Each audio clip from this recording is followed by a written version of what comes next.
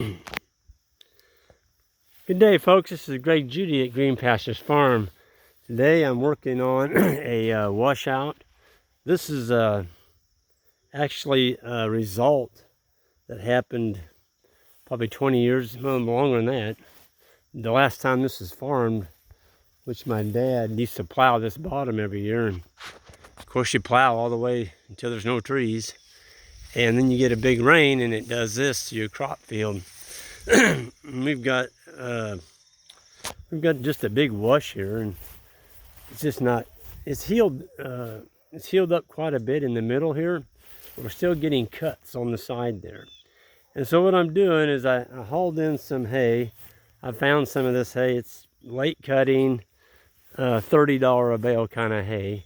And I'm going to cut the netting off of that and set it down in here. I've got 6 of them that we hauled down in here. I've got 2 of them already located right at the head cut here. I'll show you. This is a big old dip. I'm going to put those, so those 2 are in. That third one's going to go here. There's another one going to go there. That's 4. And then I'm going to put 2 over here side by side. 5, 6. So the next time the cows come in here, the netting's going to be gone. And the cows are going to get here and just absolutely go after that hay, just because they think they're getting in trouble. It's not that good of hay, but it is freshly baled, just baled too late. But they'll slough that off. And so we got this little cut right here. Actually, I couldn't get a bale in there. And what I might do is come down and just stick a couple square bales in that, fill in that little gap. And when I get this bale laid in place, there's going to be another gap right here. Might kick a few bales in there as well. But the cattle are going to do a lot of work for us right here. So they'll get in there. They'll fight and push and shove and chomp on that. They'll be taking their heads and pushing around on the bales. The younger ones might actually even get up on the bales. We did this to our lifetime lease farm back in 2000. No, it was 1999, 2000, that time frame. We had to cut a lot worse than this. I mean, it went for, I don't know, 70, 80 feet. And we lined up bales down in the bottom of it. And we turned cows in on it. And they absolutely sealed that ditch. They sloughed those bales down to the side. Now, this one's a little wider than the one we cured. This is my first stab at it. We're going to put 6 in here. See how far that goes. So basically I've got $180 invested in 6 bales here. And I'm going to put those 6 in here. You know, if I need a few more, I may go get another loading stick in here. Because I think if we fill this whole thing full of bales and the cows slough all this off, kind of mix it in with a little bit of dirt, manure, urine, stomping, animal impact, we may have this sealed for the rest of our life. Because there's water comes across this bottom. There's a creek over there, that tree line. And when it floods, it comes down through here. And then, of course, there is no terrace above this bottom over there. So there's water coming from 2 directions. But we're not getting much erosion here at all. This has all been sealed. See, it's got forage growing on it. Even on the steep bank. The animals have done that. But right there, when the animals come in, they start rubbing on that and stomping on it. So we're just gonna fill it in with carbon and then let them go to work. So this is gonna be a good project. Anxiously waiting to see how that's gonna work. Once the cows won't be back here for, what is it? About 60 days. This is October 3rd. The sun's trying to come out. We had a little sprinkle this morning.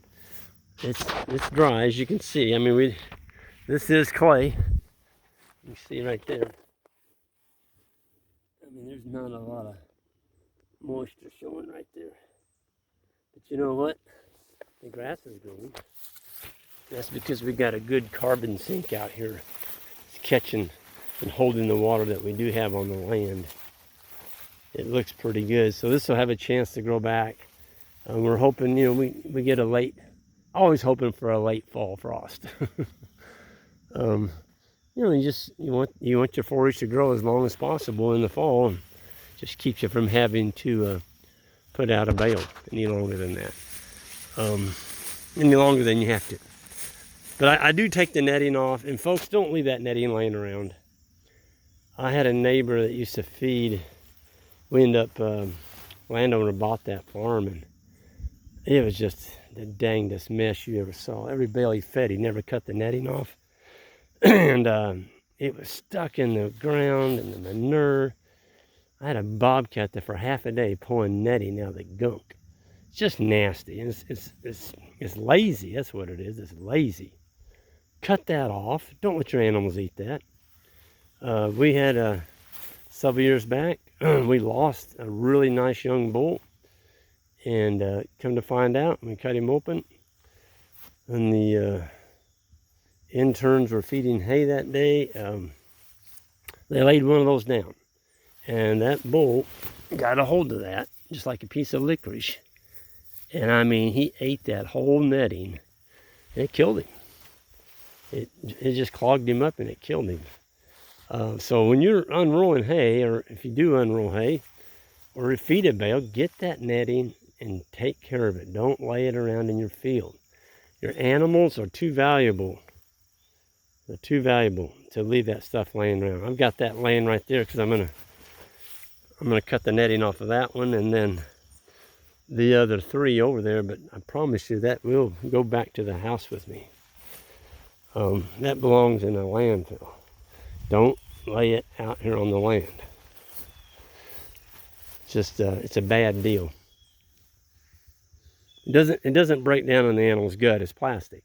Okay, so you need to get rid of that stuff. But anyway, I think 6 is going to make a pretty good dent on this. I'm going to do a video of what it looks like after we turn the cattle into this, which will be another 30 days.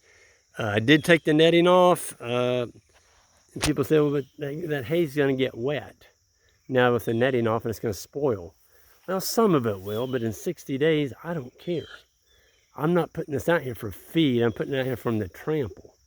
And so if they do waste about 50% of this, that's going to suit me fine because I need something to fill this up. I don't want them eating that. I don't want them eating it all.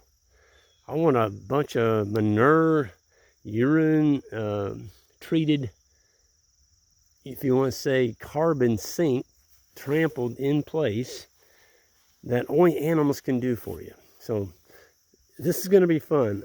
I know what they're going to do. They're going to freak out when they see this, and they'll be pushing and they'll be bellowing, and the bulls will be trying to push them out and all over the place, but they're not going to be able to get them out of here because I'm going to have them packed in there tight. So it's going to be a circus out here, I bet, for a little while. You just be curious to see what 350 some head do to that pile of hay right there.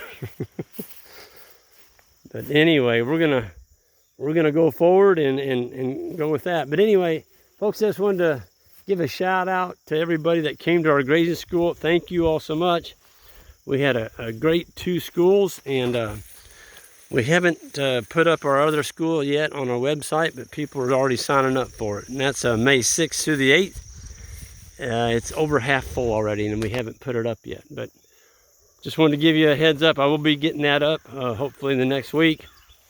And we're going to be held here at Judy Farms. And again, that would be in May 2021. But we had a great group. Both schools were just unbelievable. Eager, attentive folks that are wanting to learn a better way of managing and regenerative ranching. So I think it's awesome. I think this whole thing is growing. There's getting to be more and more people getting interested in it, just maybe even for their own food supply. If this pandemic didn't expose but one thing, and that is our nation's food supply is pretty vulnerable, especially when they shut down all the meat packing plants. It's pretty nice to have your own meat. And, you know, you don't have to make $1 million a year, but if you can supply your family with healthy food that you raised on your farm because you know how to graze correctly, and you're not going bankrupt keeping an animal on your farm, which you shouldn't be doing if you're doing it correctly, it's a great thing. And it's a great heritage to hand down to your kids. I mean, yeah, you could give them a mutual fund or you know, stock in companies A, B, C when you die in your will or whatever, but what if you could hand them away to feed their future and their kids and then their kids? That's true biological wealth. It's called generating long-term wealth. Folks, they're not making any more land. And it looks like there's a mass exodus of people leaving the larger cities after what's happened. They're trying to get out of harm's way, and they're coming to the country, and they want to grow their own food, and they want to be secure, and they want to be safe. I think it's great, you know. So anyway, I'm gonna shut up with that, and I'm enjoying a beautiful October day here. It's cool. I've got a hat on and a little light coat, and it feels awesome out here. Just get a little more rain. Come on, rain. I'd take it.